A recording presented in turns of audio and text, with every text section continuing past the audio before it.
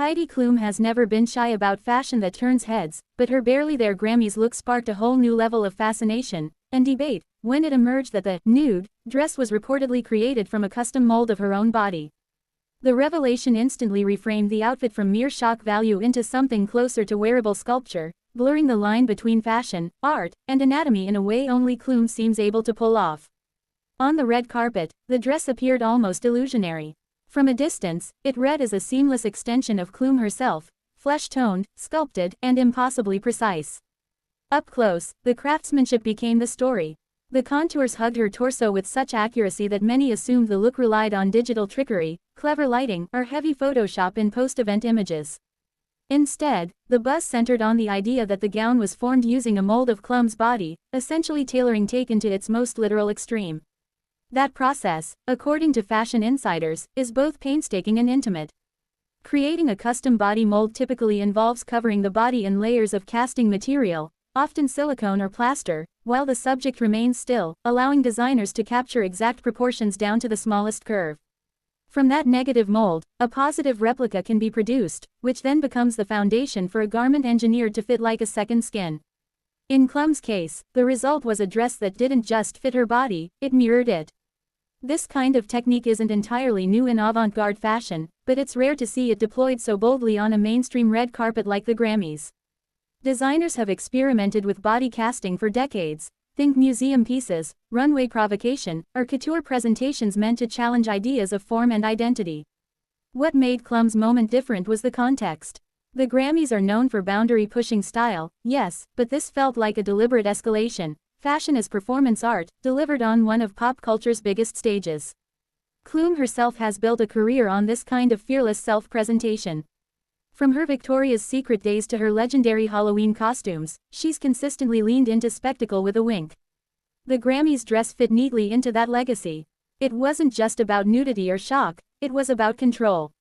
By using a mold of her own body, Klum effectively authored the silhouette. The dress didn't impose an idealized form on her, it was her form, reproduced with intention. Of course, reactions were predictably divided.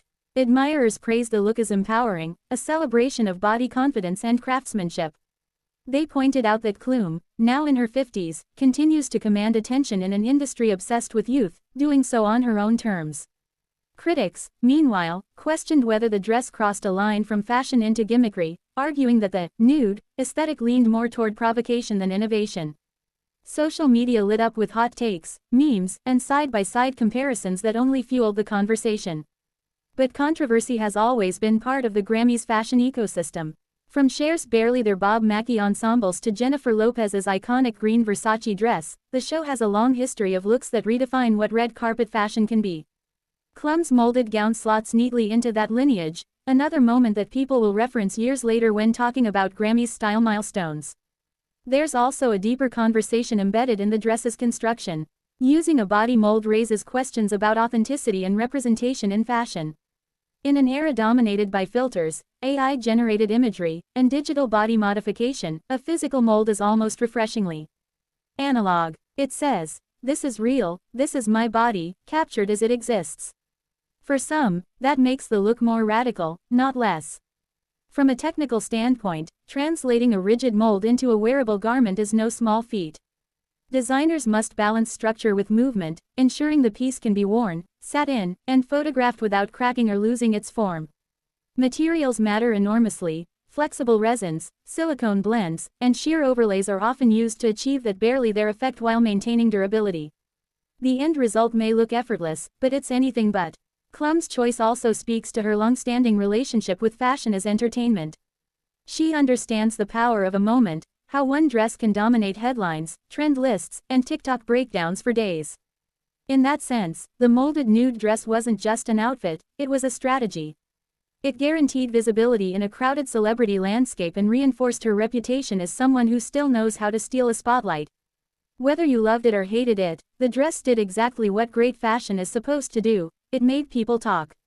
It challenged assumptions about age, bodies, and red carpet rules, all while showcasing a level of craftsmanship that went far beyond a simple sheer gown. By anchoring the design in a literal imprint of herself, Klum turned her body into both subject and medium. In the end, Heidi Klum's Grammys look wasn't just about nudity, it was about ownership. Ownership of her image, her body, and her place in fashion culture. The custom mold detail transformed the dress from a fleeting headline into a case study in how celebrity, art, and design can collide. Long after the awards are handed out, that's the kind of moment that lingers and cements itself in red carpet history.